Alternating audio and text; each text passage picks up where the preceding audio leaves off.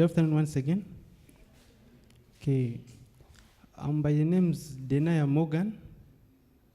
I'm going to talk about the KAKWA culture. The origin of the KAKWA originated from Ethiopia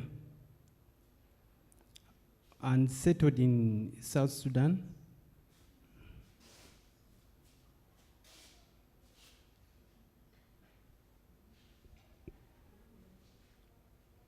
Okay, I forgot something. The KAKWAs are plain Niloids.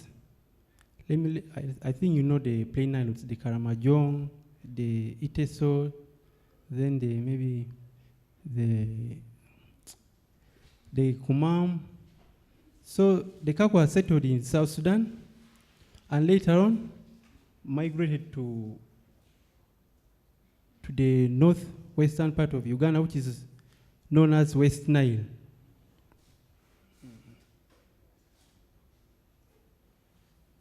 So let me talk politically. The KAKWA people never had a centralized system of governance. So the KAKWA were organized in clans, and each clan was headed by a clan leader known as a chief. Then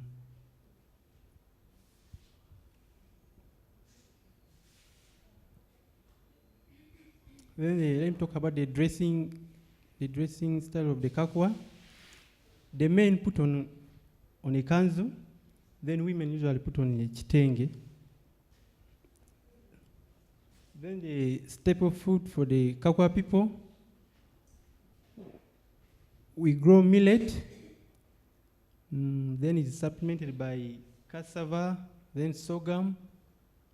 Then the dance, we have the Duruka dance, which is usually performed during marriage ceremonies, then maybe naming of babies, that's all. Then the uniqueness, the KAKWA people are fearless. I think you know the former president of Uganda, Idi Amin Dada, is from there. So we also have a unique cultural dance. Unfortunately, I couldn't get the video. Then the KAKWA people, when it comes to business, their main source of income comes from the growth of what?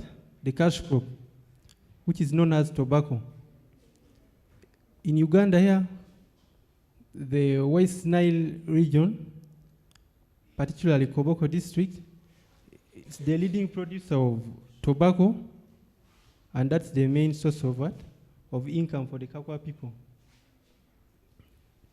We also do rearing of animals such as goats, cows, and the sheep. I think that's all.